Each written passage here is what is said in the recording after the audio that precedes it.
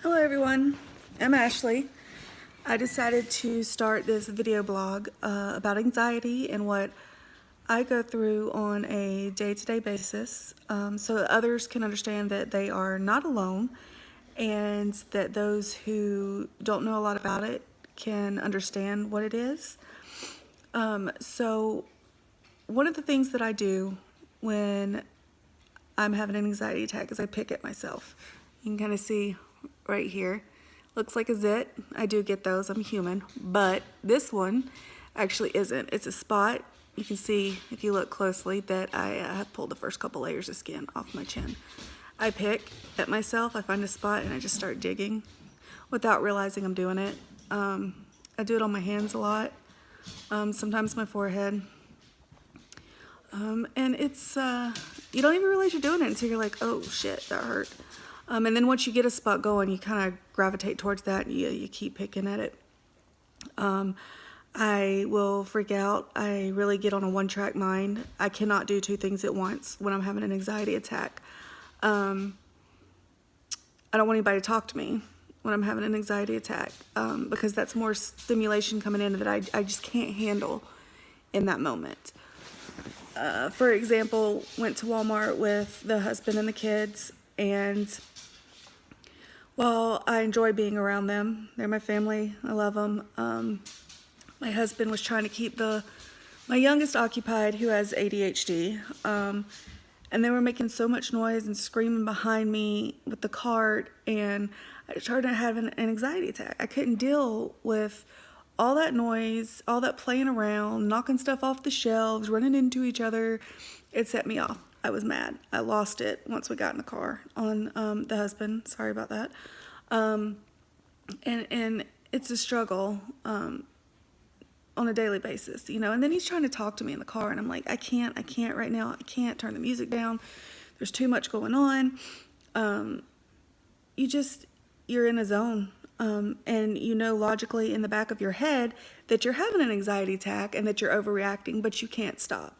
You worry so much. You have all these things running through your head constantly. Especially when it comes to kids. My oldest is on the autism spectrum and he has ADHD.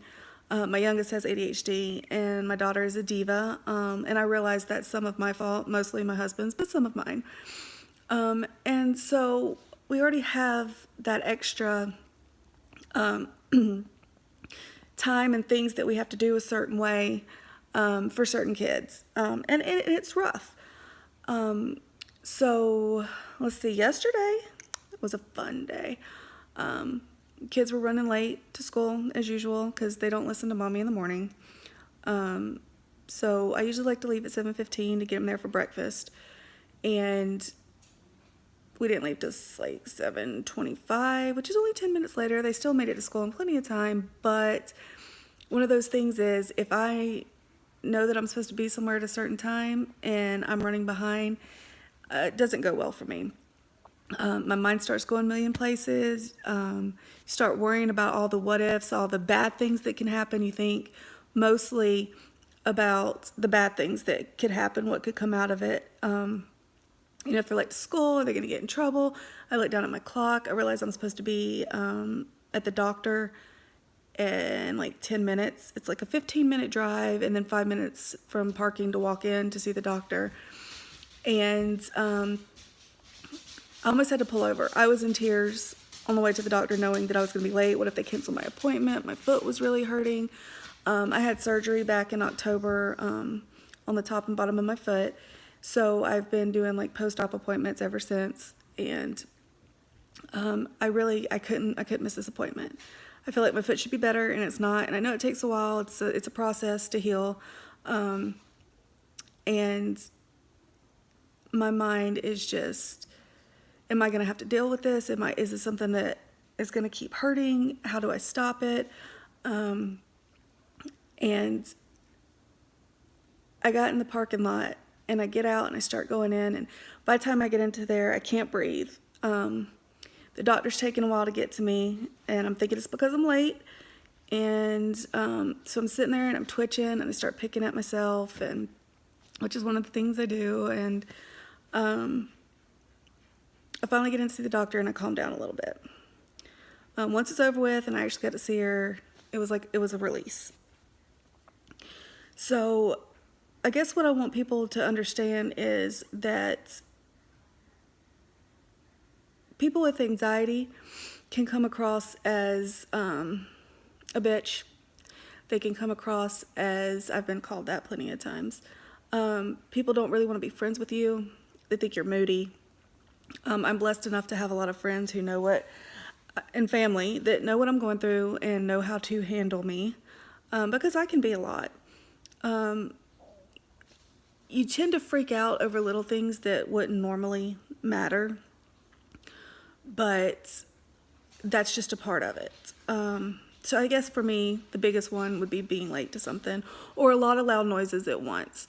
I can't have kids screaming and radio playing, foghorn level. That doesn't work for me. So I just want to build like a support group where if you have questions, you can come to me. I can tell you what I go through day to day, so we can all kind of learn together, kind of help each other. And I am on medication. They just upped my medication, and it's not fully in my system yet, so I'm still having a lot of anxiety issues right now.